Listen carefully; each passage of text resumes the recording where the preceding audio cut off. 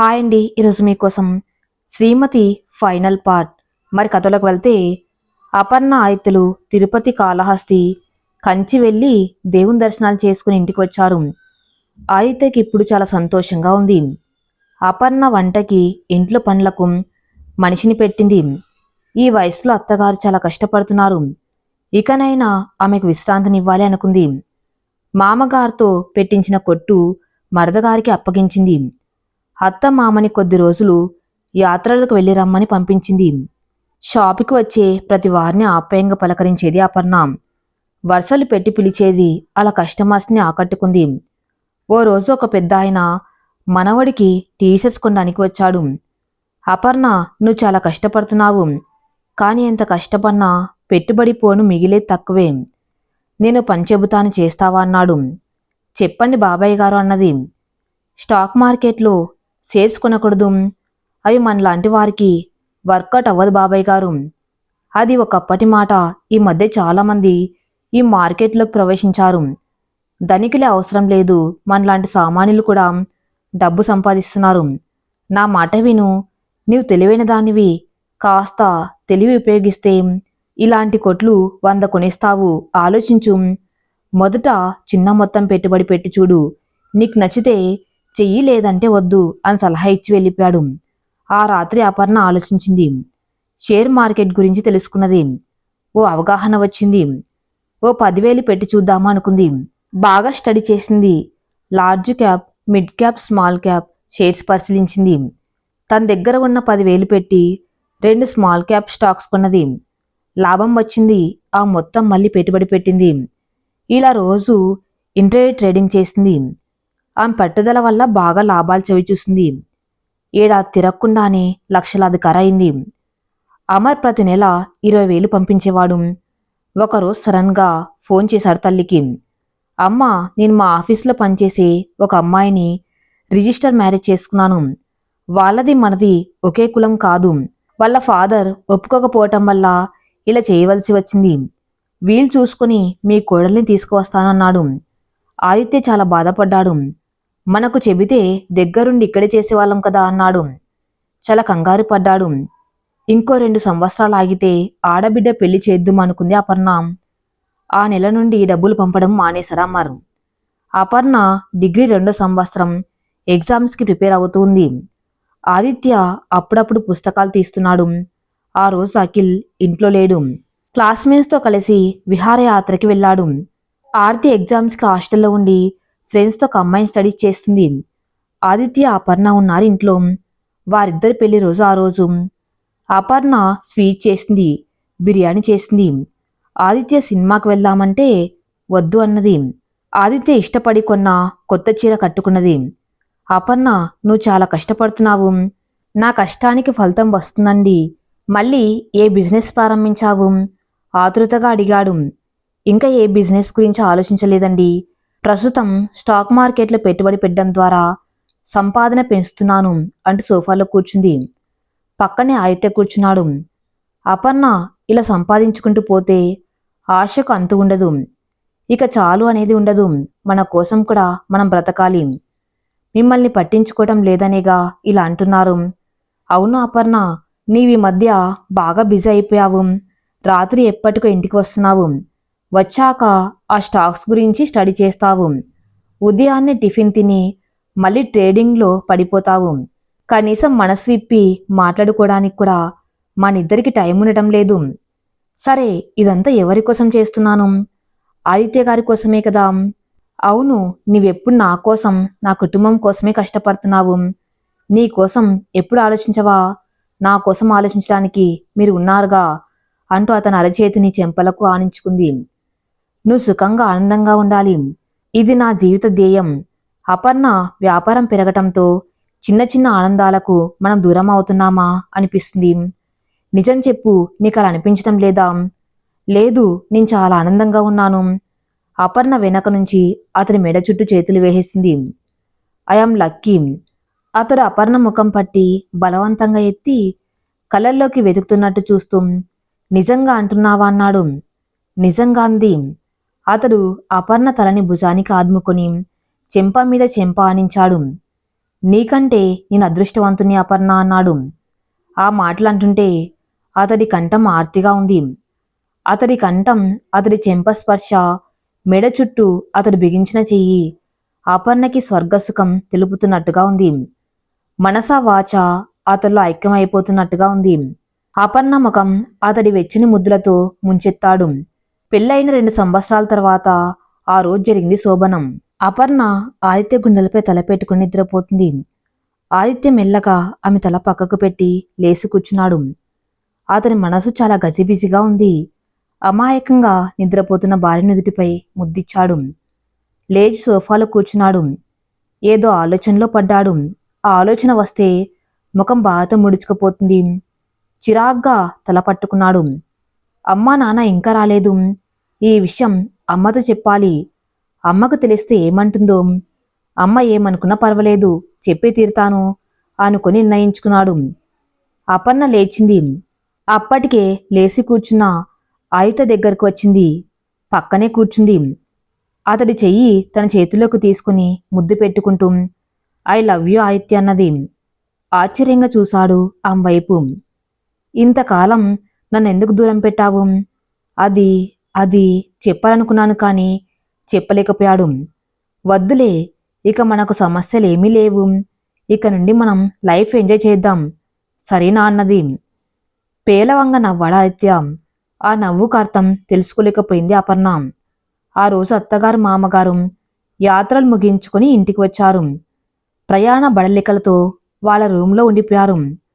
అవనిని పురిటికి తీసుకువెళ్ళమని phone వచ్చింది. బుధవారం sweets ఇచ్చి తీసుకువద్దామని నిర్ణయించుకున్నారు తల్లి తండ్రి. అశ్విన్ దగ్గర నుండి ఫోన్ వచ్చింది అపర్ణకు. సిస్టర్, మీరు చెప్పినట్టుగానే ఉద్యోగం సంపాదించాను. రేపే హైదరాబాద్లో జాయిన్ అవుతున్నాను. ఈ విషయం చెబుదామని ఫోన్ చేశాను అన్నాడు. ఈ రోజేమిటి అన్ని శుభవార్తలే వింటున్నాను అనుకుంది అపర్ణ. ఇంతలో ఫోన్ రింగ్ అయింది. రేపు ఫ్యాషన్ షో ఉంది కదా, దాని గురించి ఫోన్ వస్తుందేమో అనుకుంది అపర్ణ. అపర్ణ గారు, నా పేరు రిషి. నేను సినిమా డైరెక్టర్ని. నేను మీరు యూట్యూబ్లో పెట్టిన డిజైన్స్ చూశాను, బాగా నచ్చాయి. మా సినిమాకు మీరు ఫ్యాషన్ డిజైనర్గా మిమ్మల్ని ఆహ్వానిస్తున్నాము. మీకు ఇష్టమైతే సండే వస్తే కాంట్రాక్ట్ మాట్లాడుకోవచ్చు. అడ్రస్ వాట్సాప్లో షేర్ చేస్తున్నాను. ఇక ఉంటాను. సండే కలుద్దాం అని చెప్పి ఫోన్ పెట్టేశాడు. ఈశ్వర్ ఇంట్లో తల్లి తండ్రి అతడికి సంబంధాలు చూస్తున్నారు. అతడు చేసుకోనంటున్నారు. వయసు పెరిగిపోతుంది, వీడు ఇలాగే ఉండిపోతాడేమో తల్లి బెంగ పెట్టుకుంది. ఆమె ఆరోగ్యం కుదుటపడాలంటే ఆమె మనసు ప్రశాంతంగా ఉండాలని డాక్టర్ సలహా ఇచ్చారు. దాంతో కొడుకుని ఎలాగైనా బుజ్జగించి పెళ్లి కొప్పించాలని ఆలోచించి కొడుకు దగ్గరికి వచ్చారు. ఈశ్వర్, మీ అమ్మ ఆరోగ్య పరిస్థితి బాగులేదు, నువ్వు వెంటనే పెళ్లి చేసుకోవాలి అన్నాడు ఈశ్వర్ తండ్రి. నేను చేసుకోను అని ఎప్పుడో చెప్పేశాను. కారణం మీకు తెలియదా? మీ మామయ్య కూతుర్ని పెళ్లాడతానన్నావు, నేను వద్దు అన్నాను, అదేనా? అందుకని పెళ్లి చేసుకోకుండా ఉంటారా? ఇది మొండితనం. మీరు దానికి ఏ పేరు పెట్టుకున్నా పర్వాలేదు, నేను మాత్రం అపర్ణనే చేసుకుంటాను. అదేమిట్రా, ఆ పిల్లకు పెళ్ళై 2 సంవత్సరాలైంది. ఈ పాటికి పిల్లోడో పిల్లో పుట్టేసి ఉంటుంది. ఆ పిల్లే కావాలని పట్టుబడ్డంలో అర్థం లేదురా. అయినా పెళ్ళైన అమ్మాయిని చేసుకుంటానడంలో ఏమైనా అర్థం ఉందా? ఎవరికైనా తెలిస్తే బాగుంటుందా? నాకు అవన్నీ అనవసరం. నాకెంత వయసు వచ్చినా దాన్నే చేసుకుంటాను. ఇది నా శపథం. దాని తలదన్ని అందగత్తని తీసుకువస్తాను. చేసుకొని తీరవలసిందే. మీకంతా ఉబలాటంగా ఉంటే మీరే చేసుకోండి. నోర్ముయి అని చెయ్యెత్తబోయాడు కరుణాకరం. ఈశ్వర్ ఏదో తిట్టుకుంటూ లోపలికి వెళ్ళిపోయాడు. ఒక్కగాని ఒక్క కొడుకు అని గారాబం పెట్టడం వల్ల వీడు ఇలా తయారయ్యాడు. వీడి మామ ఉసిరే తగిలిందేమో, వీడు ఎందుకు పనికి రాకుండా పోయాడు అనుకుంటూ తన గదిలోకి వెళ్ళిపోయాడు కరుణాకరం. అపర్ణ భర్తను తీసుకుని ఫ్యాషన్ షోకు అటెండ్ అయ్యింది. వాళ్ళ టీం పర్ఫార్మెన్స్ చాలా బాగుంది. వాళ్ళు చేసిన డిజైనింగ్ అందరినీ ఆకట్టుకుంది. ముఖ్యంగా చేనేత వస్త్రాలు ఉపయోగించి వాటిపై చేత్తో మాత్రమే వర్క్ చేసిన డ్రెస్ అందరి దృష్టిని ఆకర్షించింది. దీని ద్వారా మన దేశంలో తయారయ్యే చేనేత వస్త్రాలను కొనమని ఎంకరేజ్ చేస్తున్నట్టుగా ఉంది. చేనేత కార్మికులు తగిన సంపాదన లేక వస్త్రాలు అమ్ముడుపోక ఆత్మహత్యలు చేసుకుంటున్నారు. చీరను మడతబెట్టి అగ్గిపెట్టెలో పెట్టగలిగినంత నైపుణ్యం ఉంది మన నేతగాడికి. కానీ ఈ మిల్లు వస్త్రాలు వచ్చాక చేనేత వైభవం తగ్గింది. నేతగాడికి ఆ పని తప్ప వేరే పని రాక పస్తులు పడుకోవలసిన అవసరం వచ్చింది. అందుకే చేనేత వస్త్రాన్ని ఉపయోగించి ఫ్యాషన్గా డిజైన్ చేశారు. ఈ విధంగానైనా ప్రజల దృష్టి చేనేత బట్టలపై పడి అమ్మకాలు పెరుగుతాయని ఆలోచించింది అపర్ణ. ఆ ఫ్యాషన్ షో పూర్తయ్యాక మీడియా ఆమెను ఇంటర్వ్యూ చేయడానికి పర్మిషన్ అడుగుతున్నారు. ఆదిత్యం చూపింది. అందరూ ఆదిత్య వైపు వెళ్లారు. ఇదంతా చూస్తున్న సినీ డైరెక్టర్ ఋషి అపర్ణ దగ్గరకు వచ్చాడు. మేడం, డైరెక్టర్ ఋషి నిన్న ఫోన్లో మాట్లాడాను, పరిచయం చేసుకున్నాడు. రేపు వస్తాను అన్నది అపర్ణ. అవసరం లేదు మేడం, మీరిక్కడ దొరుకుతారని వచ్చాను. ఒక 10 నిమిషాలు టైం ఇస్తే రేపు మీరు రావాల్సిన పని లేదు. సరే 10 నిమిషాలే అంటున్నాడు, ఈరోజే తేల్చేసుకుంటే సరిపోతుందనుకుని సార్ వస్తారు, వెయిట్ చేయండి, మాట్లాడదామన్నది. ఇంతలో ఆదిత్య అక్కడికి వచ్చాడు. ఋషి చెప్పిన దానికి ఇద్దరు ఒప్పుకోవడము, 1 మంత్లో వాళ్ళకు కావలసిన డ్రెస్సెస్ తయారు చేసి ఇవ్వడానికి ఒప్పుకున్నారు. ఋషి అడ్వాన్స్ ఆదిత్య చేతిలో పెట్టాడు. అవి తీసుకున్నాక డైరెక్టర్ వెళ్ళిపోయాడు. అపర్ణ తన టీం అందరినీ పిలిచి అభినందించింది. ఇంతలో ఒకటే phones. TV serials, function, cinema వాళ్ళు వరుసపెట్టి ఆర్డర్స్ ఇస్తున్నారు. ఇద్దరు కూర్చొని అన్నిటికీ ఓకే చెబుతున్నారు. ఆదిత్యకు చాలా సంతోషంగా ఉంది. ఒకప్పటి తన టైలరింగ్ షాపు అతని కళ్ళ ముందు మెదిలింది. సంతోషంతో ఉక్కిరిబిక్కిరి అయింది. మనసు ఆ సంతోషాన్ని పట్టలేక అపర్ణను ఒక్కసారి పైకెత్తిప్పాడు.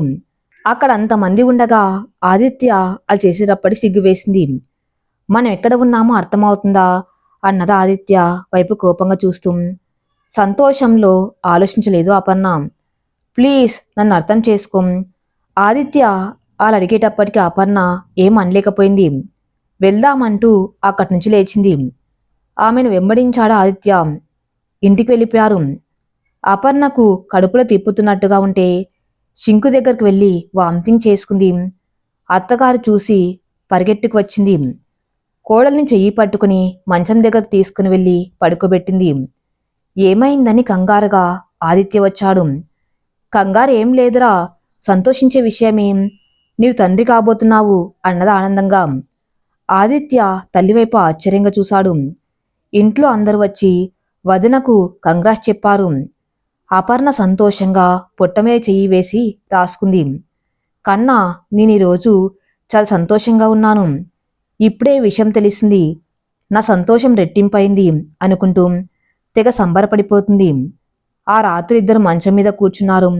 ఏమండి, మనకు బాబు పుడతారా, పాప పుడతాదా? నాకు మీలాంటి బాబు కావాలి. మరి మీకు? నాకు నువ్వు కావాలి. అంటే అమ్మాయి అన్నమాట. అపర్ణ బాగా అలసిపోయాము, పడుకుందామా? అలాగే, నాకు నిద్ర వస్తుంది అంటూ మంచం మీద వాలింది. ఆదిత్య కూడా నిద్రపోవడానికి పిల్లో మీద తలపెట్టుకున్నాడు. అలసిపోయారేమో, బాగా నిద్రపోయారు. ఆ రోజు ఇద్దరు కాస్త ఆలస్యంగా నిద్రలేచారు. అపర్ణ లేచేటప్పటికే అత్తగారు కిచెన్లోకి వెళ్ళి పాయసం తయారు చేసింది. టిఫిన్ రెడీ చేసింది. వంట మనిషి నేను చేస్తానమ్మా అని ఎంత చెప్పినా వినకుండా ఆమె తయారు చేసింది. అపర్ణ ఆడపిల్ల గౌను, మగపిల్లాడికి షర్టు ప్యాంటు డిజైన్ చేసి షాపుకి పంపింది తయారు చేయమని. అమ్మ ఈరోజు చాలా హుషారుగా ఉంది అనుకున్నాడు ఆదిత్య. అపర్ణ భర్తకు వర్క్ అప్పచెప్పి తన ఇంట్లో ఉండిపోయింది. ఉదయం 11 గంటలకు అవనికి నొప్పులు వస్తే హాస్పిటల్లో జాయిన్ చేశారు. పండంటి మగబిడ్డను కన్నది. ఆ బిడ్డను చేతుల్లోకి తీసుకుని తెగ మురిసిపోయింది అపర్ణ. అవని అత్తమామ భర్త వచ్చారు. అపర్ణకు వర్క్ పెరిగిపోయింది. అఖిల్, ఆర్తి వచ్చారు. అపర్ణ అఖిల్కి ఆర్తికి కొంచెం వర్క్ అప్పగించింది. అపర్ణ హాస్పిటల్కి వెళ్దాము అనుకుంటూనే బిజీగా ఉండటం వల్ల వెళ్ళలేకపోయింది. ఒకరోజు అశ్విన్ తల్లిదండ్రి వచ్చారు. వాళ్ళ అబ్బాయికి ఆర్తిని ఇమ్మని అడిగారు. ఆలోచించుకొని మీ ఇంటికి వస్తామని చెప్పారు ఆదిత్య తల్లిదండ్రులు. అశ్విన్ తల్లిదండ్రులను బాగానే కన్విన్స్ చేశారనుకుంది. కుటుంబం అంతా కూర్చుని ఆలోచించి ఓకే చేసుకున్నారు. ఓ రోజు వీలు చూసుకుని అత్తగారిని తీసుకుని హాస్పిటల్కి వెళ్ళింది అపర్ణ. గైనకాలజిస్ట్ అపర్ణను టెస్ట్ చేసింది. అపర్ణ గారు, మీరు వెళ్ళి మీ అత్తయ్య గారిని ఒకసారి పంపించండి. డాక్టర్ ఏదైనా చెప్పాలంటే నాకు చెప్పండి అన్నది అపర్ణ. ఏం లేదండి, మీ అత్తయ్య గారితో ఒక మాట మాట్లాడతానంతే. సరే డాక్టర్ అంటూ బయటకు వచ్చింది అపర్ణ. అత్తగారు కోడలు రాక కోసం ఎదురు చూస్తూ ఉందేమో. అపర్ణ రాగానే లేచి నిలబడింది. అపర్ణ, డాక్టర్ ఏమంది? ఏం చెప్పలేదండి, మిమ్మల్ని రమ్మన్నారు, మీతో చెప్తారేమో. సరే నువ్విక్కడ కూర్చో, నేను వెళ్ళి వస్తాను అంటూ వెళ్లారు పార్వతమ్మ గారు. డాక్టర్ని చూస్తూనే నమస్కరించింది. మీరు అపర్ణ అత్తయ్య గారు కదా? అవునండి, రండి కూర్చోండి. డాక్టర్ ఎదురుగా ఉన్న కుర్చీలో కూర్చుంది పార్వతమ్మ. మీకెంతమంది కోడళ్ళు? అదేమిటి, ఎంతమంది పిల్లలు అని అడుగుతారు. ఈమె ఎంతమంది కోడళ్ళు అని అడుగుతుంది అనుకుంది మనసులో. కొడుకులు ముగ్గురండి, ఒక కొడుకు పెళ్ళయింది. పెద్ద కోడలు అపర్ణ. ఏం లేదండి, అపర్ణ ప్రెగ్నెంట్ అని మీరు ఎలా అనుకున్నారు? వాంతులు అవుతూ ఉంటే అనుకున్నాను. అది కాక నెలసరి కూడా రాలేదు. 2 నెలలైంది కదా. అవునండి, ఖాళీ లేక తీసుకురాలేదు. సరే, పెళ్ళై 3 సంవత్సరాలు అవుతుందంటున్నారు కదా.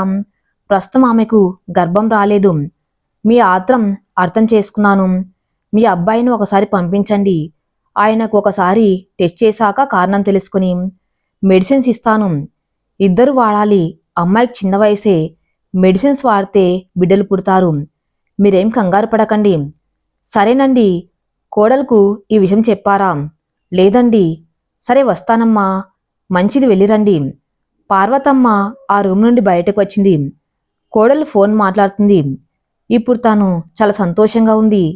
ఈ విషయం చెప్పి ఆమె సంతోషాన్ని పాడు చేయకూడదు అనుకొని కొడుక్కి ఫోన్ చేసింది.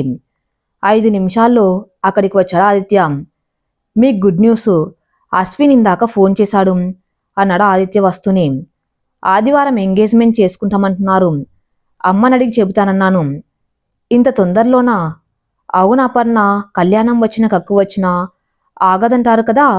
పెళ్లి వచ్చే నెలలో చేద్దామన్నారట వాళ్ళ నాన్నగారు. ఎందుకంటే అతనికి ఎక్కువ లీవ్స్ దొరకవట. సరే, వాళ్ళకేం పోయింది, మనక్కద పని అంతా, అపర్ణ ఆలోచిస్తూ అన్నది. అవన్నీ నేను చూసుకుంటాను. నీ పనికి ఏ విధమైన ఆటంకాలు రావు. సరే, అలాగేనండి. అమ్మా, నువ్వేం మాట్లాడవే. ఇందులో నేను మాట్లాడేదేముందిరా, అన్ని బాధలు మీరే చూసుకుంటున్నారు. నేను టైంకి వచ్చి అక్షింతలు వేయటమే. సరే మరి వాళ్ళకు ఫోన్ చేయమంటావా? అలాగే చేద్దువు. ఇంటికి వెళ్ళి భోజనం చేసి మాట్లాడుకుందాం. అలాగే అమ్మా. అత్తయ్య, డాక్టర్ ఏమన్నారు అడిగింది అపర్ణ. మీ ఆయన ఫోన్ నెంబర్ అడిగారు, ఇచ్చాను అంతే. అవునా, మీకు చేశారా డాక్టర్? నాకింతవరకు ఏ ఫోన్ రాలేదు. మెల్లిగా చేస్తారు, బిజీగా ఉంటుందనుకుంటా అన్నాడు ఆదిత్య. ఆదివారం ఎంగేజ్మెంట్ ఏర్పాట్లు ఘనంగా సాగుతున్నాయి. ఆర్తి అత్తగారు కోటీశ్వరాలు, పైగా ఆ సిటీలో పెద్ద పలుకుబడి ఉన్నవారు. వారికి తగ్గట్టుగా ఫంక్షన్ ఉండాలి. ఆదిత్య ఒకటే కంగారు పెట్టేస్తున్నాడు. వాళ్ళు మన ఇంటి పిల్లను కోడలు చేసుకోవటం గొప్ప విషయం. కొడుకు మాట తీసేయలేక ఒప్పుకున్నారేమో. వాళ్లకు అంటే 1,00,00,000 మంది ఆడపిల్లలు దొరుకుతారు. వారి ముందు మనం ఎంత డబ్బైనా సరే ఏర్పాట్లు ఘనంగా చేద్దాం అపర్ణ అన్నాడు. అలాగేనండి, ఈ విషయాలు ఏ లోటు లేకుండా చూసుకుందాం, మీరేం కంగారు పడకండి అని హామీ ఇచ్చింది అపర్ణ. భోజనాలు రకరకాల వెరైటీలు చేయిస్తున్నారు. ఇల్లు చిన్నదిగా ఉండటం వల్ల పెద్ద ఫంక్షన్ హాల్ తీసుకున్నారు. పెళ్లి కొడుకు పెళ్లి కూతురికి తానే డ్రెస్ తయారు చేయించింది. ఆదివారం రానే వచ్చింది. ఆర్తి అశ్విన్ల ఎంగేజ్మెంట్ చాలా గ్రాండ్గా జరిగింది. ఏర్పాట్లు చూసి వచ్చిన బంధువులు, అశ్విన్ తల్లిదండ్రులు చాలా హ్యాపీగా ఫీల్ అయ్యారు. ఆదిత్యను అందరూ మెచ్చుకున్నారు. అతను మెచ్చుకుంటూ ఉంటే ఆదిత్య భార్య వైపు ఆరాధన భావంతో చూశాడు. ఆర్తి అయితే సరాసరి దగ్గరగా వచ్చి ముద్దు పెట్టి థ్యాంక్స్ చెప్పింది. అమర్ భార్య అశ్విత కూడా వచ్చారు. ఆదిత్య తల్లిదండ్రులు వచ్చి కోడలికి కృతజ్ఞతలు చెప్పారు. అందరూ మా ఆవిన్నే మెచ్చుకుంటున్నారు, నన్నెవరు మెచ్చుకోరా అన్నాడు అలిగినట్టు ముఖం పెట్టి. తల్లి కడుపు చూస్తుంది, భార్య జేబు చూస్తుందంటారు. కానీ ఆ తప్పు అని నిరూపించింది అపర్ణ. భర్త జేబు నింపింది. ఈ కుటుంబాన్ని ఆదుకున్నది. అందరి మనస్సులు గెలుచుకుంది. ఒక మధ్యతరగతి కుటుంబాన్ని టౌన్లోని ధనిక కుటుంబంగా నిలబెట్టింది. ఇంత గొప్ప కోడలు ఎవరికీ దొరకదు. దొరకటం నా అదృష్టం.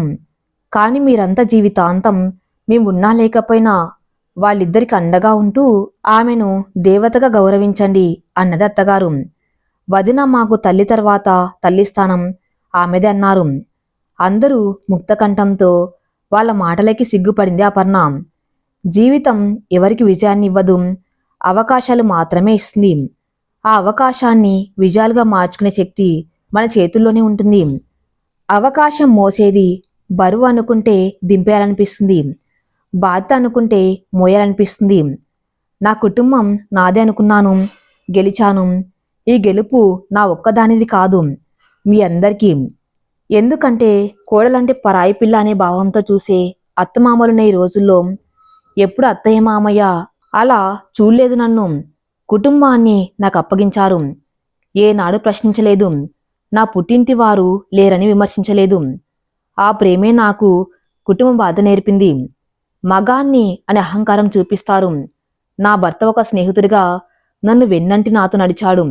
ఆడదానివి ఇది చేయకూడదు, అది చేయకూడదు, ఇలా ఉండాలి, అలా ఉండాలని ఆంక్షలు విధించలేదు. నేను చేసే ఏ పనికి అడ్డు చెప్పలేదు. పైగా చాలా కష్టపడుతున్నావంటూ నా కష్టాన్ని గుర్తించాడు.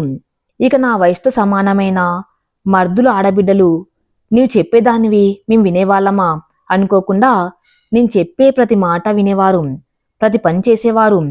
ఈ కుటుంబం ఒక ఉన్నత స్థానంలోకి తీసుకురాగలిగానంటే అది కేవలం నా ఒక్కదాని వల్లే సాధ్యం కాదు. కుటుంబ సభ్యుల అందరి సహకారం వల్లనే ఇది సాధ్యమైంది. చెప్పడం ఆపిన అపర్ణను దగ్గరగా రమ్మని నిండు నూరేళ్లు పిల్ల పాపలతో సుఖంగా జీవించు తల్లి అంటూ కోడలను దీవించారు మామగారు. ఫంక్షన్ నుండి ఆదిత్య అపర్ణ వచ్చేశారు. అపర్ణ డ్రెస్ మార్చుకుంటానని బెడ్రూంలోకి వెళ్ళింది. ఆదిత్య తల్లి దగ్గరకు వచ్చాడు. అమ్మా, డాక్టర్ గారు ఏమన్నారు? అపర్ణకు గర్భం రాలేదన్నారు. నీ ఫోన్ నెంబర్ అడిగి తీసుకున్నారు. నీకు ఫోన్ చేసన్నారు. ఇద్దరు మందులు వాడవలసి రావచ్చు. అపర్ణ వయసు చిన్నదే, తప్పక గర్భం వస్తుందన్నారు. నువ్వు వీలు చూసుకుని డాక్టర్ దగ్గరికి వెళ్ళు. అపర్ణకు ఈ విషయం చెప్పారా? తల్లిని అడిగాడు. లేదురా, నేను నీకో మాట చెప్పాలి. చెప్పురా. నాకు పిల్లలు పుట్టరమ్మా. అదేమిట్రా అలా అంటావు? ఈ రోజుల్లో టెక్నాలజీ ఎంతో పెరిగింది, డబ్బులవుతాయి, కాని పిల్లలు తప్పక పుడతారు. నీవు డబ్బుల గురించి ఆలోచించక వెంటనే డాక్టర్ను సంప్రదించు. నేను చెప్పేది ఒకసారి విను. చెప్పు. నాకు ఒకసారి యాక్సిడెంట్ అయింది. ఆ యాక్సిడెంట్లో నాకు బాగా దెబ్బలు తగిలాయి. దెబ్బలు తగిలినప్పుడు డాక్టర్ గారు చెప్పారు పిల్లలు పుట్టే అవకాశం లేదు అని. అప్పుడే నేను అపర్ణకు చెప్పాలనుకున్నాను. అందుకే ఈశ్వర్ని పెళ్లి చేసుకోమన్నాను. తను వినలేదు. అప్పటి నుండి చెప్పాలనుకుంటూనే చెప్పలేకపోయాను. ఈ విషయం ఎలాగైనా చెప్పాలి. చెబితే అపర్ణ తట్టుకోగలదా అని ఆలోచిస్తున్నాను. నీవు కూడా ఆలోచించు. ఇద్దరిలో ఎవరో ఒకరు చెప్పాలి. చెప్పే సమయం వచ్చింది. అమ్మ అపర్ణ నా కోసం చూస్తూ ఉంటుంది అని బయటకు వచ్చేశాడు ఆదిత్య. అదేమిటి, నీకెంత పెద్ద కష్టం వచ్చింది? పిల్లలు పుట్టకపోవటం ఏమిటి? ఇప్పుడెలా? పార్వతమ్మ కళ్ళ వెంట కన్నీరు కారుతూ ఉంటే బాధగా మంచం మీద వాలిపోయింది. ఎంతమంది వచ్చి పిలిచినా ఆమె భోజనానికి వెళ్ళలేదు. కాంట్రాక్టు ప్రకారం ఇచ్చిన డేట్కి ప్రిపేర్ చేసి ఇవ్వాలని వర్కర్స్తో పాటు తను కష్టపడుతుంది అపర్ణ. ఇంటికి ఆలస్యంగా వస్తుంది. కొత్త కాంట్రాక్ట్స్ ఒప్పుకోవటం లేదు. పెళ్లి పనులు చూసుకోవాలి. వర్కర్స్ని తొందర పెడితే నాణ్యత లోపిస్తుంది. అది తనకిష్టం లేదు. వినియోగదారుడు తను అడిగినంత డబ్బు ఇస్తున్నప్పుడు అతడికి నచ్చేలా చేయాలి అనేది తన ఆలోచన. డబ్బు అనేది కేవలం ఇవాళ ఉంటుంది, రేపు పోతుంది. నమ్మకం మాత్రం పోకూడదు. ఆలోచిస్తూ వర్క్ చేస్తూ ఉంటే ఆదిత్య దగ్గర నుండి ఫోన్ వచ్చింది. అపర్ణ, ఈరోజు వర్క్ తొందరగా పూర్తి చేసుకో. నేను 4 గంటలకల్లా నీ దగ్గర ఉంటాను. ఇద్దరం కలిసి షాపుకి వెళ్దాం. ఇవాళ షాపింగ్ ఎందుకండి, తర్వాత చెబుతా, ముందు బయలుదేరు. ఫోన్ పెట్టేశాడు. విశేషం ఏముంది, ఎవరికైనా బట్టలు కొనాలేమో అనుకుంది. అన్నట్టుగానే 4 గంటలకు కరెక్ట్గా వచ్చేశాడు ఆదిత్య. వర్కర్స్కి వర్క్ అప్పచెప్పి అతడితో బయలుదేరింది అపర్ణ. ఆదిత్య ఓ క్లాత్ షోరూమ్ దగ్గర ఆపాడు. ఇద్దరు లోపలికి వెళ్లారు. అందమైన బొమ్మలు దర్శనమిచ్చాయి. ఈ బొమ్మలకు ఒకప్పుడు నేనే డ్రెస్సులు వేసేవాణ్ణి, చీరలు కట్టేవాణ్ణి. అందుకేనేమో మిమ్మల్ని చూసి అందరూ స్మైల్ చేస్తున్నారు. అవును, ఇంతకి నన్ను ఇక్కడికి ఎందుకు తీసుకువచ్చారు? చెబుతాను. నీకు బాగా నచ్చిన చీర ఒకటి సెలెక్ట్ చేయి. ఖరీదు గురించి ఆలోచించకు. ఎవరికి ఎలా ఉంటారో కాస్త హింటివ్వండి. అమ్మాయికి అచ్చు నీలాగే ఉంటుంది. నాలానా అంటే అందంగానే ఉంటుంది అని చెప్పబోయి అలా అన్నాను. సరే, నాకు నచ్చిందే సెలెక్ట్ చేస్తాను. తర్వాత వద్దంటే కుదరదు సుమండి. అలాగే. అపర్ణ చీర సెలెక్ట్ చేస్తూ ఉంటే ఆ కలర్ అయితే బాగుంటుంది అని సజెషన్స్ ఇస్తున్నాడు. మొత్తం మీద ఇద్దరికి నచ్చిన శారీ తీసుకుని బిల్ చెల్లించి బయటకు వచ్చారు. కారులో కూర్చున్నాక మళ్ళీ అడిగింది, అపర్ణ ఈ చీర ఎవరికి అని. రేపు నాకు బాగా తెలిసిన ఆత్మీయులు ఒక ఆమె ఉంది. ఆమె బర్త్డే రేపు. ఆమె కొన్నాను. నాకే కదూ, ఎలా కనిపెట్టేశావు? నా బర్త్డే రేపే కదా. నువ్వు చెప్పే వరకు నాకు గుర్తులేదు. ఈ విషయం ముందే చెప్పొచ్చు కదా. అప్పుడు నువ్వు షాపింగ్కే రావు. అందుకే ఇలా అబద్ధం చెప్పాను. నీకు అబద్ధం చెప్పటం రాదు ఆదిత్య. నిజమే, నా మనసులో ఇంకో నిజం ఉంది. అది ఎప్పటికి తెలుస్తుందో అనుకుంటాడు మనసులో. ఏమిటి ఆలోచిస్తున్నావు? ఎందుక ఈ మధ్య నిన్ను ఆదిత్య అని పిలుస్తున్నాను? నీకు ఇబ్బందిగా ఉందా? లేదు, నాకు అలాగే నచ్చింది. పేరు పెట్టి పిలిస్తే నీవు నాకు బాగా క్లోజ్ అయినట్టు అనిపిస్తుంది. ఏమండి అంటే నాకు అదోలా అనిపిస్తుంది. మన మధ్య దూరం పెరిగినట్టుగా అనిపిస్తుంది. సరే ఆదిత్య, ఆ రోజు అపర్ణ బర్త్డే. ప్రతి సంవత్సరంలానే అపర్ణను తీసుకుని అనాథ పిల్లల ఆశ్రమానికి వెళ్ళాడు. అక్కడ కేక్ కట్ చేసింది అపర్ణ. పిల్లలంతా హ్యాపీ బర్త్డే చెప్పారు. వారందరికీ ఫ్రూట్స్, కేక్స్, బెలూన్స్ ఇచ్చి అందరికీ బట్టలు ఇచ్చింది. సాయంత్రం వరకు అక్కడే గడిపి ఇంటికి వచ్చారు. ఇంటి దగ్గర కొత్త కారు ఉంది. అది చూసిన అపర్ణ ఈ కారులో మన ఇంటికి ఎవరు వచ్చారు అన్నది. ఎవరు రాలేదు అపర్ణ, ఇది నీ కోసం తీసుకున్నాను అంటూ కీస్ ఆమె చేతికిచ్చాడు ఆదిత్య. ఇంత ఖరీదైన కారా నా కోసమా? ఆశ్చర్యంగా అన్నది. ఎందుకు ఆశ్చర్యపోతున్నావు? ఈ కార్ సెలబ్రిటీలు కొనుక్కుంటారు. అలాగని ఏం లేదు. డబ్బులు ఎవరి దగ్గర ఉంటే వాళ్ళు కొనుక్కోవచ్చు. నీవు మా సెలబ్రిటీవి. డబ్బు వృధా చేసావా ఆదిత్య? నీవు కష్టపడుతున్నావు. ఏనాడు నీ కోసం ఏది కొనుక్కోవు. మా అందరికీ అన్ని కొనిస్తావు. నీవు ఈ కారులో తిరుగుతూ ఉంటే చూడాలని ఉంది అపర్ణ. డబ్బులది ఏముంది, మనం బాగానే సంపాదిస్తున్నాము. అపర్ణ ఆదిత్య దగ్గరగా వెళ్ళి హక్ చేసుకుంది. ఇది రోడ్డు, ముందు కార్ తీ అపర్ణ అన్నాడు. అపర్ణ కార్ స్టార్ట్ చేసింది. ఆదిత్య ఆమె పక్క సీట్లో కూర్చున్నాడు. తిన్నగా కార్ గుడి దగ్గరకు వెళ్ళి ఆగింది. పూజారి గారితో పూజ చేయించుకుని ఇంటికి బయలుదేరారు. ఇంటి గుమ్మంలోకి రాగానే ఆర్తి వచ్చి ఇద్దరికి హారతి ఇచ్చింది. ఇద్దరు ఇంట్లోకి వెళ్లారు. అప్పటికే అత్తగారు బిర్యానీ, స్వీట్స్ చేయించింది. అందరూ కలిసి ఆనందంగా భోజనం చేశారు. భోజనాలు పూర్తయ్యాక చాలాసేపు కబుర్లు చెప్పుకున్నారు అందరూ. ఆదిత్య, స్వర్ణ చాలాసేపు అవని కొడుకుని ముద్దలాడు. నిద్ర వస్తుందని అపర్ణ బెడ్రూమ్కి వెళ్ళిపోయింది. మరి కాసేపు అయ్యాక ఆదిత్య వెళ్ళిపోయాడు. అప్పటికే అపర్ణ నిద్రపోతుంది. అపర్ణకి ఈరోజు విషయం చెప్పేయాలనుకున్నాడు. కానీ అప్పుడే నిద్రపోయిందనుకుని తాను పడుకున్నాడు. ఆర్తి పెళ్లి ఆ రోజు ఏర్పాట్లన్నీ ఘనంగానే జరిగాయి. చాలా మందిని పిలిచారు. పిలిచిన వారందరూ పెళ్లికి మిస్ అవ్వకుండా వచ్చారు. అపర్ణ, ఆదిత్యలు అందరినీ దగ్గరుండి ఆహ్వానిస్తున్నారు. ఈశ్వర్, అతని తల్లి తండ్రి వచ్చారు. అపర్ణ అన్న వదిన వచ్చారు. ఆదిత్యను, అపర్ణను అభిమానించే ప్రతి ఒక్కరూ వచ్చారు. వేదిక మీద వివాహం జరుగుతుంది. ఆదిత్య, అపర్ణ వచ్చిన ప్రతి ఒక్కరికి ఆహ్వానాన్ని పలుకుతూ ఉన్నారు. ఇంతలో ఓ బాబు వచ్చి, అక్క, అమ్మమ్మ గారు నిన్నొకసారి రమ్మంటున్నారన్నాడు. ఎందుకురా అని లోపల తుర్రుమన్నాడు అబ్బాయి. ఆదిత్య ఇప్పుడే వస్తానంటూ మండపం వైపు వెళ్ళింది అపర్ణ. జీలకర్ర బెల్లం ముహూర్త సమయానికి పెట్టారు. అందరూ వచ్చి వధూవరులను దీవిస్తున్నారు. పార్వతమ్మ గారు పెద్ద కొడుకు ఆదిత్య, కోడలు అపర్ణ కనిపించక రమ్మని కబురు పెట్టింది. అమర్ వచ్చి పిలిచాడు ఆదిత్యను. నువ్వు వెళ్ళి వదనని తీసుకువస్తాను అన్నాడు. అపర్ణ కోసం చూస్తే ఎక్కడ కనపడలేదు. ఫంక్షన్ హాల్ అంతా వెతికాడు. ఎక్కడ కనిపించకపోయేటప్పటికీ కంగారు పడ్డాడు. కానీ అమ్మకు చెబితే కంగారు పడుతుందని వెళ్ళి అక్షింతలు వేసి వచ్చాడు. అపర్ణ గురించి అడిగితే పనుంది, బయటకు వెళ్ళిందన్నాడు. మండపం దగ్గర నుండి వచ్చి అపర్ణకు ఫోన్ చేశాడు. స్విచ్ ఆఫ్ అని వస్తుంది. చెప్పకుండా ఎక్కడికి వెళ్ళింది? ఫోన్ స్విచ్ ఆఫ్ అని వస్తుంది. పెళ్లి జరుగుతుంది కదా, ఏ పనులు పెట్టుకుందో, ఏ బాత్రూంకైనా అర్జెంట్ అని వెళ్ళిందేమో. అయినా గంట నుండి వెతుకుతున్నాను. ఎక్కడికి వెళ్ళింది? ఓ పక్క ఆలోచిస్తూనే ఆ ఫంక్షన్ హాల్ అంతా మూల మూల వెతుకుతూ ఉన్నాడు. పెళ్లి తతంగం పూర్తయింది. పెళ్లి కొడుకు పెళ్లి కూతుర్ని తీసుకుని ఇంటికి వెళ్లారు.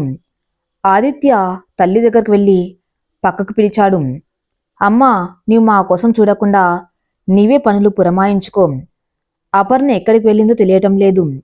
ఫోన్ స్విచ్ ఆఫ్ అని వస్తుంది. ఈ విషయం ఎవ్వరికీ చెప్పవద్దు. ఎవరైనా అడిగితే పనుంది, బయటకు వెళ్ళిందను. మరి కాసేపు చూసి కనపడకపోతే పోలీస్ రిపోర్ట్ ఇస్తాను. నువ్వు ధైర్యంగా ఉండని చెప్పి వెతకటం మొదలుపెట్టాడు. అపర్ణ ఎక్కడ కనపడకపోయేటప్పటికీ ఆదిత్యలో కంగారు ఎక్కువైంది. ఇంటికి ఫోన్ చేసి తమ్ముడు అమర్ని వెంటనే బయలుదేరమ్మన్నాడు. అమర్ వచ్చాక ఇద్దరు కలిసి అపర్ణకు తెలిసి ఉన్న ప్రతి ఒక్కరిని కలిశారు. ఇంటి దగ్గర నుండి తల్లి ఒకటే ఫోన్ చేస్తుంది. ఏం చెప్పాలో అర్థం కావటం లేదు. తండ్రికి ఫోన్ చేసి చెప్పాడు. విషయం మీరింకా ఎవరికి చెప్పవద్దు. నాకు కూడా అమర్ ఉన్నాడు. పోలీస్ కంప్లైంట్ ఇవ్వడానికి పోలీస్ స్టేషన్కి వెళ్తున్నాము అని చెప్పాడు. అమర్, ఆదిత్య పోలీస్ స్టేషన్కి వెళ్లారు. ఎస్ఐ కంప్లైంట్ రాసి ఇవ్వమన్నాడు. కంప్లైంట్ రాసి ఇంటికి వచ్చారు. బంధువులు అడిగితే వర్క్ ఉంది, అందుకే ఇంటికి రాలేదు అని సర్ది చెప్పారు. 3 రోజులు గడిచాయి. అపర్ణ జాడ తెలియలేదు. పెళ్లి కూతుర్ని పెళ్లి కొడుకును అత్తారింటికి తీసుకువెళ్లారు. వాళ్ళు కూడా అమర్ని అతడి భార్యని పంపారు. ఇల్లంతా నిశ్శబ్దంగా ఉంది. ఓ మూల ఆదిత్య దిగులుగా కూర్చుని ఉన్నాడు. అత్తగారు ఏడుస్తుంది. మామగారు ఆమెని ఓదార్స్తూ ఉన్నాడు. అఖిల్ అన్నగారి దగ్గరికి వచ్చాడు. అన్నయ్య, పోలీసులు తొందరగా పట్టుకోరు. ఈలోగా మనం ఒక పని చేద్దాం. సీసీటీవీ ఫుటేజ్ చూస్తే తెలుస్తుంది. దాన్ని బట్టి వదినని ఎవరు కిడ్నాప్ చేశారో అర్థమవుతుందన్నాడు. ఆదిత్య అఖిల్ మాటలకు స్పందించాడు. అతనిలో ఆశ చిగురించింది. అలాగే వెళ్దాం పదా అంటూ ఫంక్షన్ హాల్కి బయలుదేరారు ఇద్దరు. Aditya, Akhil function hall owner దగ్గరికి వెళ్లారు. విషయం చెప్పారు. ఫంక్షన్ హాల్ ఓపెన్ చేయమని అడిగారు. అందుకు అతను ఒప్పుకున్నాడు. పోలీసులు వస్తే నేనేమని చెప్పను, వాళ్ళు వచ్చాక తీస్తానన్నాడు. ఇప్పటికీ అపర్ణ కనపడకుండా పోయి 3 రోజులైంది. ఆమె కిడ్నాప్ అయిందో లేక ఎక్కడికైనా వెళ్ళిందో నాకు తెలియటం లేదు. రిపోర్ట్ ఇచ్చిన పోలీసులు పట్టించుకోవటం లేదు. అపర్ణ పెళ్లి జరుగుతూ ఉండగా మాయమైంది.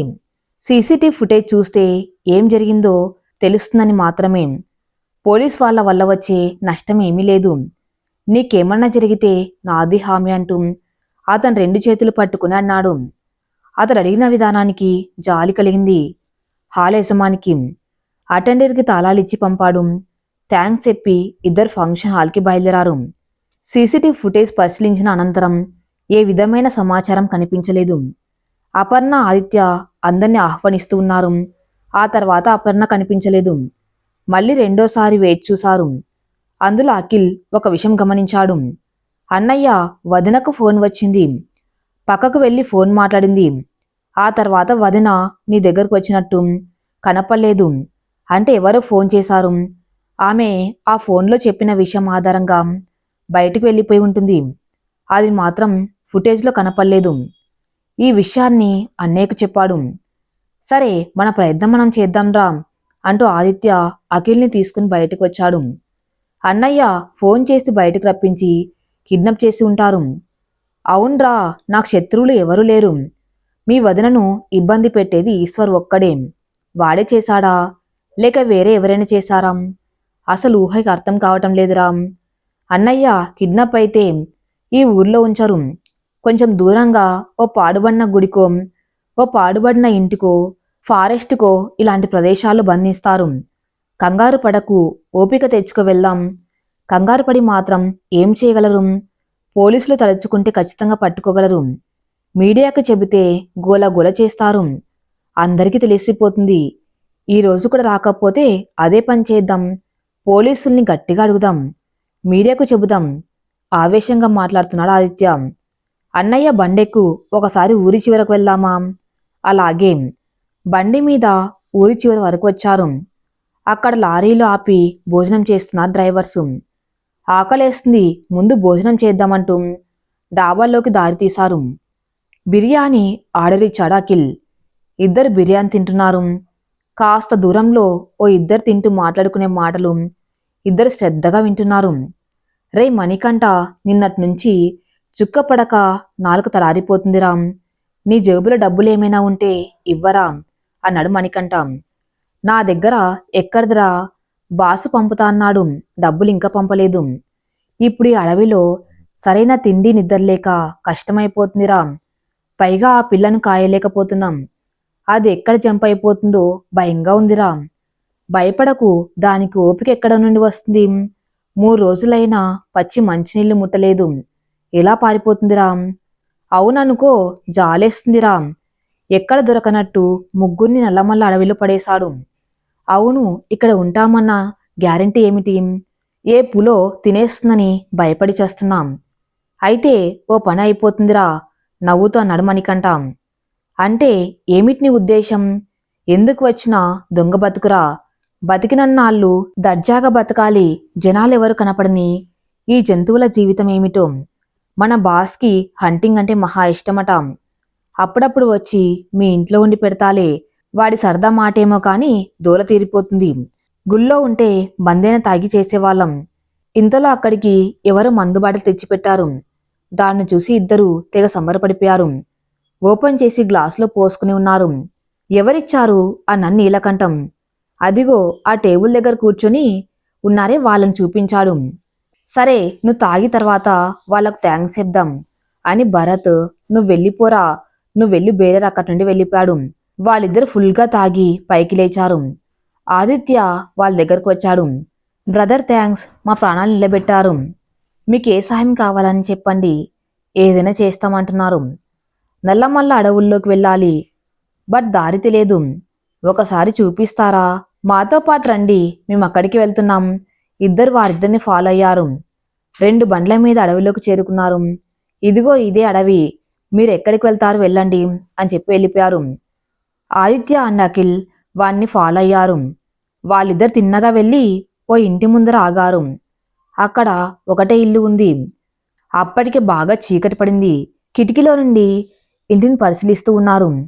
స్తంభానికి చేతులు కాళ్ళు కట్టేసి ఉన్న ఓ యువతి కనిపించింది. ఆదిత్య పోయిన ప్రాణం పైన పోయినట్టయింది. అఖిల్, నువ్వు వెళ్ళి బండి నడిపించుకుంటూ తీసుకురా అని చెప్పాడు. ఆ యువతి మొహం కనపడలేదు. ఆమె అపర్ణ కాదా? చూడాలంటే లోపలికి వెళ్ళాలి. ఎలా అనుకొని లోపలికి వెళ్ళాడు. దగ్గరగా వెళ్ళి చూస్తే అపర్ణ. అతడి సంతోషానికి అవధుల్లేవు. థ్యాంక్ గాడ్ అనుకున్నాడు. ఇంతలో అఖిల్ బండిలో ఉన్న 2 మందు బాటిల్స్ తీసుకురా అన్నాడు. ఆ 2 బాటిల్స్ పక్క రూంలో ఉన్న వాళ్ళ దగ్గర పెట్టమన్నాడు. అపర్ణ కాళ్లకు చేతులకు కట్లు విప్పాడు. ఆదిత్యను గుర్తుపట్టింది కానీ ఏం మాట్లాడలేదు. ఇద్దరు పట్టుకుని బయటకు తీసుకొచ్చారు. ఆదిత్య ముందు మధ్యలో అపర్ణను కూర్చోబెట్టి వెనకాల అఖిల్ కూర్చొని నడిపించుకుంటూ వెళ్ళి అడవిలో నుండి బయటపడ్డారు. ఒక కొట్టు దగ్గర ఆగి అక్కడ ముఖం కడిగి కాస్త డ్రింక్ పట్టించారు. ఇప్పుడు ఆమెకు స్పృహ వచ్చింది, కానీ మాట్లాడలేకపోతున్నది. అన్నయ్య, ముగ్గురు ఒక బండి మీద వెళ్ళడం కష్టం. మీరిద్దరు నెమ్మదిగా రండి, నేను ఎలాగో ఇంటికి చేరుకుంటాను అన్నాడు అఖిల్. ఆదిత్య అలాగే అనడంతో అఖిల్ అక్కడే ఆగిపోయాడు. ఆదిత్య అపర్ణను తీసుకుని వెళ్ళిపోయాడు. ఆదిత్య అపర్ణ ఇంట్లోకి రావటం చూసి సంతోషంతో దగ్గరగా వచ్చింది అత్తగారు.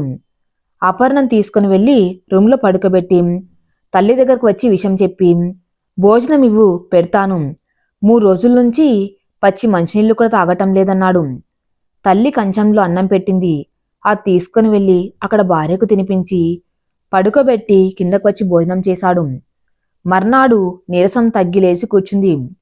అపర్ణ అడవిలోకి ఎందుకు తీసుకెళ్లారు ఉన్నట్టుండి అడిగాడు. ఆదిత్య భార్య పక్కలో కూర్చుంటూ, నీ దగ్గరే ఉన్నాను, నాకు ఫోన్ వచ్చింది. ఎవరిదో అన్నోన్ నెంబర్ అని లిఫ్ట్ చేయకపోతే 2వ సారి చేశారు. ఎవరో మగవాళ్ళు చేస్తున్నారు. అపర్ణ గారు, మీరు అర్జెంటుగా బయటకు రండి. మీ భర్త గురించి ఒక రహస్యము మీతో చెప్పాలని వచ్చాను. నేనెవరో తర్వాత చెప్తాను. మీరు ఫంక్షన్ హాల్ బయటకు రండి, లేదంటే నేను వెళ్ళిపోతున్నాను. మీ భర్త జీవితంలో జరిగిన విషయం మీకు చెప్పకుండా మిమ్మల్ని మోసం చేస్తున్నాడు. వస్తే రండి, లేదంటే లేదు అన్నాడు. సరే, నేను ఫంక్షన్ హాల్ బయటకు వచ్చాను అంతే. ఆ తర్వాత ఏమైందో తెలియదు. ఆ తర్వాత నీవు చూసిన చోటే కాళ్ళు చేతులు కట్టేసి పడేశారు. అక్కడ ఇద్దరు రౌడీలు ఉన్నారు. వాళ్ళు వచ్చి అన్నం, కాఫీ, టిఫిన్ తెచ్చి ఇచ్చేవారు. నన్ను ఎందుకు ఇక్కడికి తీసుకువచ్చారో చెప్పండి అని అడిగినా మాకు తెలియదు అనేవారు. నేనే తినలేదు. అలాగైనా జాలిపడి చెప్తారనుకున్నాను, చెప్పలేదు. అలా ఒక రోజు గడిచింది. నా అంచనా తప్పు అయింది. ఆ బాస్ ఎవరో కాదు, మా మామయ్య, అంటే ఈశ్వర్ తండ్రి కరుణాకరం. నన్ను చూస్తూనే పగలబడి నవ్వాడు. ఏం తినలేదట? అలిగావా? ఎవరి మీద? అత్త మీద, బావ మీదనా, నా మీదనా? అపర్ణ మౌనంగా ఉంది. నా కొడుక్కి నీవు తప్ప లోకంలో ఏ పిల్ల నచ్చలేదట పెళ్లి చేసుకోవటానికి. పెళ్లి చేసుకోనన్నాడని మీ మేనత్త మంచం పట్టేసింది. నాకు ఉన్నది ఒకటే బిడ్డ. వాడి కోసమే ఇంత సంపాదించాం. ఈ ఊర్లో నాకంటే గొప్పవాడు ఎవరు ఉండకూడదు. దానికోసం నేను ఏమైనా చేస్తాను. అసలు మీ అమ్మ నాన్ని చంపించింది ఎవరనుకున్నారు? నేనే. మీ అన్న బతికిపోయాడు. నన్ను కాదని నీ కానివాణ్ణి తెచ్చి పెళ్లి చేశారు. గౌరవంగా కూడా నన్ను పిలవలేదు. వాడేమో అత్తవారింటికి, నీవేమో మీ అత్తవారింటికి వెళ్ళిపోయారు. నేను చాలా సంతోషంగా ఉన్నాను. కానీ మీ బావ నీ భర్తను లేపేద్దామనుకున్నాను. వాడు బతికిపోయాడు. ఇలాగైనా నా కొడుకు పెళ్లికి సిద్ధపడుతున్నాడు అని చూశాను. నీవు నీ తెలివితేటలు ఉపయోగించి ఆ కుటుంబాన్ని ఆదుకున్నావు. ఈరోజు ధనికుల జాబితాలోకి చేరిపోయావు. నా కళ్ళ ముందే ఆడి కారులో తిరుగుతున్నావు. నేను ఊరుకుంటానా? నేను నిన్ను లేపేద్దామనుకున్నాను. అప్పుడైతే నా కొడుకు పెళ్లికి ఒప్పుకుంటాడని అనుకున్నాను. కానీ నీ తండ్రి ఉప్పు తిన్న అభిమానం ఆ పని చేయనివ్వలేదు. మనసు మార్చుకుని ఇక్కడికి తీసుకువచ్చాను. నీవెప్పట్లా కాజా కొట్టుకునే పని చేసుకో. ఈ బిజినెస్ వదిలేయి నీ కుటుంబాన్ని తీసుకుని నా కంటికి కనిపించినంత దూరంగా వెళ్ళిపోవాలి. ఇలా చేస్తే నాకేమిటి లాభం అనుకుంటున్నావా? ఒకటి, నీవు లేవని వాడు నేను చూసిన అమ్మాయిని పెళ్లాడతాడు. దాంతో ఇంటికి కోట్లు వస్తాయి. రెండు, నీవు ఊరు వదిలి ఎక్కడికి వెళ్ళిపోతే నాకన్నా డబ్బున్నోళ్ళు ఎవరు ఇక్కడ ఉండరు. అలా చేయలేదనుకో, నీకు ఇంకో ఆప్షన్ కూడా ఇస్తున్నాను. నీ మొగుడు ద్వారా నీకు పిల్లలు పుట్టే అవకాశం ఎలాగూ లేదు. నువ్వు పిల్ల పాపలతో సుఖంగా ఉండాలి అనుకుంటే నీ మొగుడికి విడాకులిచ్చి నా కొడుకుని చేసుకో. మీ జీవితం హ్యాపీగా గడిచిపోతుంది. అప్పుడు నా కొడుకు కోరిక నా కోరిక తీరుతుంది. ఈ రెండిట్లో ఏదో ఆప్షన్ ఎంచుకో. అలా చేయలేదనుకో, నేను నీ కుటుంబం మొత్తాన్ని ఈ లోకంలో లేకుండా చేస్తాను. నీకు నీ ప్రాణం మీద ఆశ ఉంటే నీవు పిల్ల పాపలతో సంతోషంగా ఉంటావు. నీకు ఒకరోజు టైం ఇస్తున్నాను, ఆలోచించుకొని చెప్పు అని వెళ్ళిపోయాడు. ఇది జరిగిన విషమాయిత్యం. మా నాన్న ఏ తప్పు చేశాడు? బంధువని ఆస్తిని అప్పగించాడు. దాని ఫలితం మా ఆస్తి కాజేశాడు. అది తెలిసి మా నాన్న గొడవ పెట్టలేదేం? అందరిలో అతన్ని చులకం చేయలేదేం? బాధ కలిగి మాట్లాడడం మానేశాడు. అది తప్ప? మా యోగం బాగోక యాక్సిడెంట్ అయ్యింది. అదే అదనుగా ప్రాణాలు తీసేశాడు. అంత కక్ష పెంచుకోవాల్సిన పనేముంది? అతడు చేసిన తప్పు ఎత్తి చూపకపోవటమేనా? మా దురదృష్టమో అదృష్టమో అన్నయ్య బతికాడు. ఇతడు చేసిన మోసం తెలుసుకుని దూరం పెట్టాడు. అది అన్నయ్య తప్ప? మన మనస్సుకు నచ్చని వారితో మాట్లాడాలన్నా, వారితో బంధుత్వం పెంచుకోవాలన్నా మనసు ఎలా ఒప్పుకుంటుంది? అందుకే అన్నయ్య నన్ను మీకిచ్చి పెళ్లి చేశాడు. ఇది తప్పు కాదే, నేరం కాదే. మా అమ్మ, నాన్న, అన్నయ్య, నేను ఎప్పుడు ఈశ్వర్ని పెళ్లి చేసుకుంటాం అని మా నోటితో అనలేదే. వాడు అనుకుంటే సరిపోతుందా? మన ఇష్టాలతో సంబంధం లేదా? పెళ్ళైపోయి నా కాపురమేదో నేను చేసుకుంటూ ఉంటే చూసి భరించలేక యాక్సిడెంట్ చేయిస్తాడా? ఇందులో మీ తప్పేముంది? కేవలం నా భర్త కావడమేనా? మీకెంత అన్యాయం చేశాడు? నాకంత అన్యాయం చేశాడు. ఆ చాలదన్నట్లు పెళ్ళైన నన్ను చేసుకోమని వేధించటం, మనం బాగుపడ్డామని ఈశపడ్డం. అసలు ఆలోచిస్తూ ఉంటే ఎంత భయంకరమైన మనసు ఆ తండ్రి కొడుకులదా అనిపిస్తుంది. కొట్టిన వాణ్ణి సహించలేక భరించలేక కొట్టడం సహజం. నిశ్శబ్దంగా కూర్చున్న వాడిపై కత్తి దూయటం ఎంత విచిత్రంగా ఉందో. ఇలాంటి వాళ్ళు ఉంటారా అనిపిస్తుంది. కొడుక్కి పెళ్లి చేయటం చేతకాక నా మీద, నా కుటుంబం మీద చూపించాడు వాడి ప్రతాపం. అమ్మ నాన్న అన్నయ్య ఎందుకులేని క్షమించి వదిలేశారు. కాని నేను అలా వదిలేస్తే వాడి జీవితాంతం ఇలా ఇతరులను బాధ పెడుతూనే ఉంటాడు. ఇది వీడితో పోదు. వీడి తరతరాలు ఇలానే చేస్తూ ఉంటారు. అందుకే వీడి ఆకృత్యాలకు పులిస్టాప్ పెట్టేయాలి. అది ఎవరో కాదు, నేనే. ఆదిత్య నన్ను స్టేషన్కి తీసుకువెళ్ళండి అంటూ అపర్ణ ఆవేశపడుతూ ఉంటే ఆదిత్య ఆమె దగ్గరగా వెళ్ళి, అపర్ణ, ఇది రాత్రి, ఉదయాన్నే వెళ్దాం, నువ్వు రెస్ట్ తీసుకో అంటూ 2 చేతులను ఆమె తల్లోకి పోనిస్తూ ఆమె గుండెలకు అదుముకున్నాడు ఆదిత్య. నా వల్ల నీకు అన్యాయం జరిగింది ఆదిత్య అంటూ అతడి భుజంపై తల ఆనించి రోదించింది. ఆమె కళ్ళ నుండి వచ్చిన వెచ్చటి కన్నీరు అతడి చొక్కాను తడిపేసింది. ఉదయాన్నే లేచాడు ఆదిత్య. తల్లి దగ్గరకు, తండ్రి దగ్గరకు వెళ్లి విషయం చెప్పాడు. ఈరోజు స్టేషన్కి వెళ్ళి పోలీస్ రిపోర్ట్ ఇద్దాము అనుకున్నామన్నాడు. తప్పకుండా ఇవ్వు, కాని స్వర్ణ జాగ్రత్త అన్న తల్లి. విషయం మీరాకు చెప్పేయి, అందరికీ తెలిస్తే వాడు మిమ్మల్ని ఏమీ చేయలేరు అన్నాడు తండ్రి. మీరు వెళ్ళేటప్పుడు అమర్, నేను, అఖిల్ కూడా వస్తాము అన్నాడు. సరే నాన్న, మీ ఇష్టం, ఇంకో గంటలో బయలుదేరదామని చెప్పి వంట మనిషిని టీ ఇవ్వమన్నాడు. ఆమె టీ ఇస్తే తాగి అపర్ణకు పట్టుకుని వెళ్ళాడు. 10 గంటలకంతా కలిసి పోలీస్ స్టేషన్కి వెళ్లారు. తండ్రిపై కిడ్నాప్ కేసు, కొడుకుపై యాక్సిడెంట్ చేసి భార్యాభర్తలకు బిడ్డలు లేకుండా చేసినందుకు నష్టపరిహారం, మర్డర్ కేసు పెట్టారు.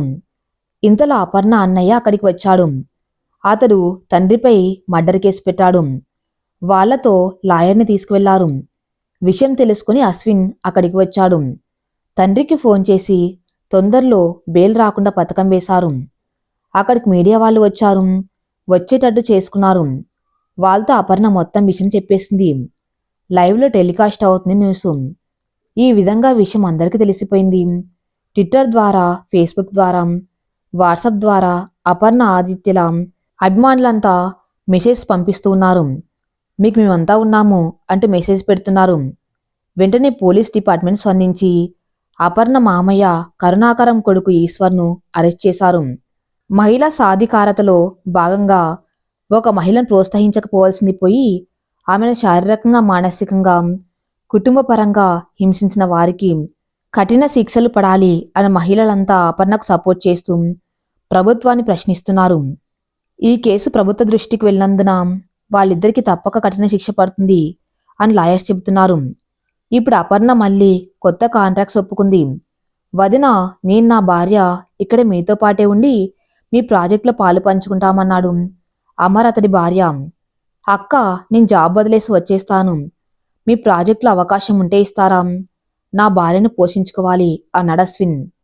అన్నను వదినను ఇక్కడే ఉండిపోమ్మన్నది అపర్ణ.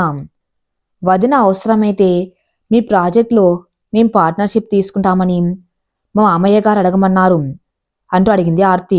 అందరూ మన ఇంట్లో ఉంటే ఈ ఇల్లు సరిపోదంటూ ఆదిత్య పెద్దల్లు కట్టించడానికి ఏర్పాట్లు చేస్తున్నాడు.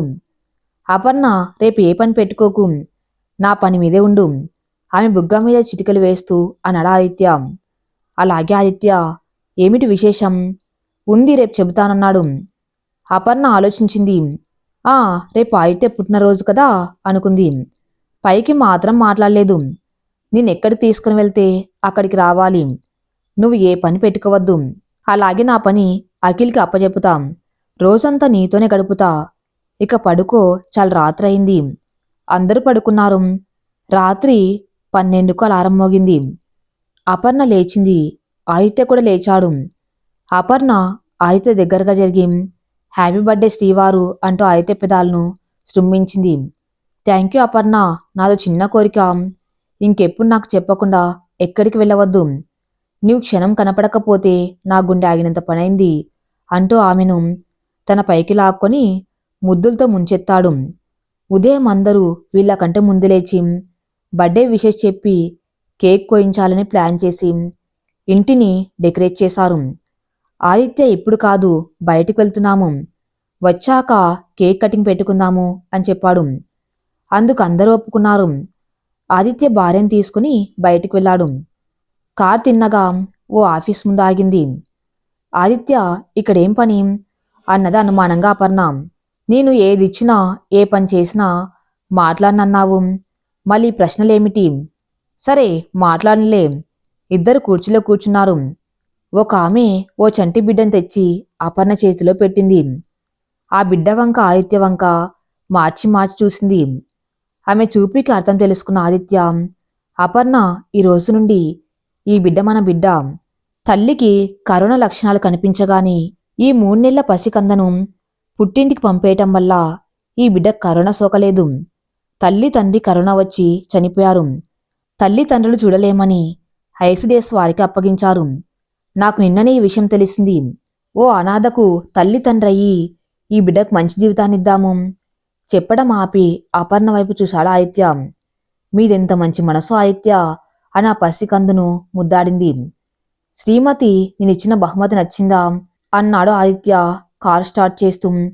బంగారు బొమ్మను నా చేతిలో పెట్టావు. ఈ బొమ్మను మరో అపర్ణగా చేస్తాను. ఈ బిడ్డను కానుకగా ఇచ్చిన నీకు ఎప్పటికి రుణపడి ఉంటాను ఆదిత్య. మన మధ్య రుణాలేమిటి అపర్ణ? నువ్వెప్పుడు సంతోషంగా ఉండాలి. అదే నేను కోరుకుంటాను అన్నాడు ఆదిత్య. ఈ కథ ఇంతటితో సమాప్తం. మరిన్ని మంచి స్టోరీస్ కోసం నా ఛానల్ని ఫాలో అవుతూనండి. Thank you for listening.